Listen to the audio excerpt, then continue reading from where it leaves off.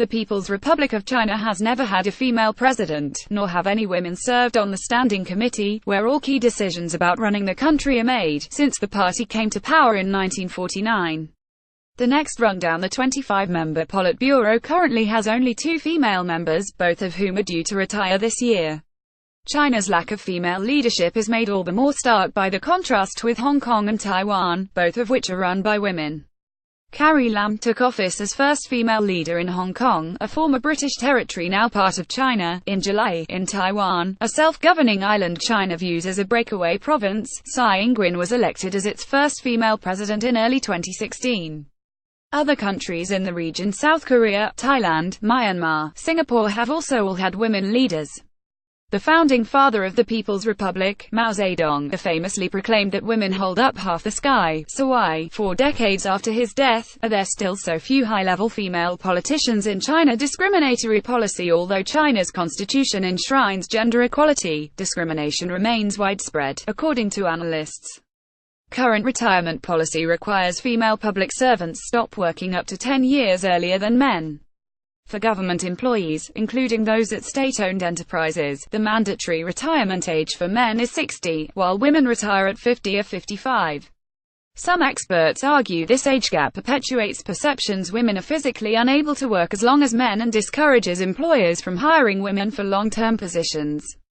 It also leads to less opportunities for women seeking advancement in Chinese politics, where cadres only reach the height of power as they near their 60s. The government has no intention of doing anything substantive to improve female political representation, said Lee Tae-hong Fincher, author of the upcoming book Betraying Big Brother: China's Feminist Resistance. It's just doing the talk to appear more responsible, as it wants to be viewed as a more prominent global leader. Many women like real estate maven Zhang Xin and tech entrepreneur Hu Weiwei are succeeding in business and academia, but female politicians remain a rare breed. Time magazine included Jiang Qing, Mao's wife and leader of the Gang of Four during the Cultural Revolution, as one of the 25 most powerful women of the past century, but she only reached the Politburo. The country's 2 most senior female politicians today are Vice Premier Liu Yandong, a scion of a political dynasty. Her father was a close ally of former Chinese President Jiang Zemin, and son Chunlin, a somewhat obscure Politburo member. Both are over the mandatory retirement age. Another notable female politician is Fu Ying. While she is not a member of the Politburo, SHE only the second woman to ever hold the position of Vice Foreign Minister. Chairman Mao's words are poetic, they're not real policies, said Cheng Li, a China expert at the Washington-based Brookings Institution. Mao wanted to encourage women, but not let them go too far. Although a 1982 revision to the party constitution calls for it to pay great attention to cultivating and selecting women cadres, Li said the rules have had limited impact as they don't define a percentage. Beijing culture obstacles to women at the policy level are compounded by another factor: culture. Surviving China's male-dominated political system means playing by its rules, such as drinking large amounts of baijiao, the clear, highly alcoholic grain spirit that forms a key part of formal banquets and meetings. This puts women in a dilemma if they take part in the drinking. They may be judged for failing to uphold a modest lifestyle. If they refuse, they're excluded from the mingling and miss out on opportunities to make connections and gain influence. Li said discrimination in China is often more open than in the West, especially at dinner tables and in meeting rooms. The extravagant banquets where baijiu consumption is a big part have been major target of Tsai's anti-corruption campaign, hurting sales of the spirit and giving some hope networking events could take a more professional turn. Anti-feminism in the West, moves to open up more fields to women and improve representation have been driven by proudly feminist activists and politicians, but in China, expressing support for the mere concept of feminism can be controversial.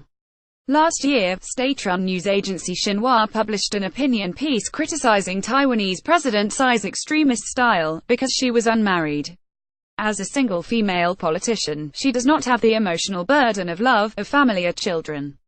So her political style and strategy tend to be emotional, personalized and extreme, wrote Wang Weixing, an official from a Beijing-controlled body that handles relations with Taiwan. The story was eventually pulled after a wave of outrage online, but it's not the only example of Chinese politicians going after outspoken women, which comes amid a wider crackdown on NGOs and civil society groups.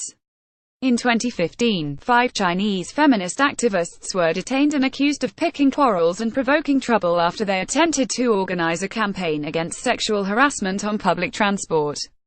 Though they were eventually released on bail, prosecutors threatened them with charges carrying hefty prison terms, and one of the 5, Wu Rongrong, was briefly banned from leaving the country. Even though the women were released, they are still officially criminal suspects, Hong Fincher said. To this day, the government is continuing to carry out an unprecedented crackdown on feminist activism, trying to extinguish the nascent feminist movement. For Lee's part, he said he was not entirely pessimistic, pointing to improvements in education.